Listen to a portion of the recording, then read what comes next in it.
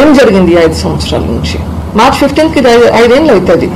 General గా ఇటువంటి case, murder case అంటే జనరల్ గా 4-5 రోజుల్లో ఎవరు చేశారు అనేది తెలిసిపోవాలి. ఇది 5 ఏళ్ళకి ఇంకా ఎందుకు తెలియట్లేదు? బట్ ఇది 5 ఏళ్ల క్రితం జరిగినా గానీ the roots were set in 2017లో ఎమ్మెల్సీ ఎలక్షన్స్ అప్పుడు వైఎస్ వివేకానంద రెడ్డి గారు కంటెస్ట్ చేశారు.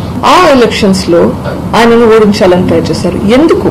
ఎందుకు ఓడించాలని ట్రై చేశారు? Because they didn't want him around there. They wanted to suppress him so that he will not be a thorn in the flesh for some people.